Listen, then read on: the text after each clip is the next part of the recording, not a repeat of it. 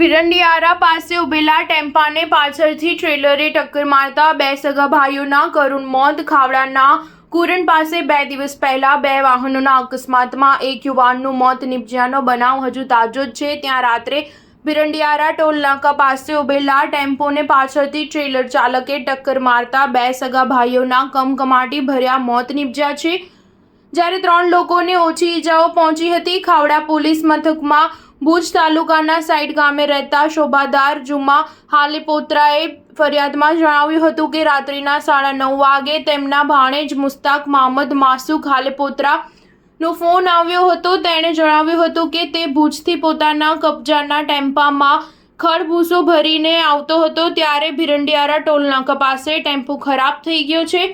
ભીરંડિયારા ટોલનાકા પાસે રોડની સાઈડમાં ટેમ્પામાં પાર્કિંગ લાઇટ ચાલુ રાખીને ઊભો રાખ્યો છે. તમે ટોર્ચ કરવા આવો, જેથી ફરિયાદી તથા નઝીર રાજપાલ બંને જણાઓ બોલેરો જીપ લઈને સ્થળ પર ગયા હતા. તે સમયે શેરખાન ખેર મહમદ હાલેપોત્રા બાઇક લઈને આવ્યો હતો. ટેમ્પા પાસે ફરિયાદીના ભાણેજ મુસ્તાક અને ગુલામ મહમદ માસુક હાલેપોત્રા બંને જણાઓ ઊભા હતા.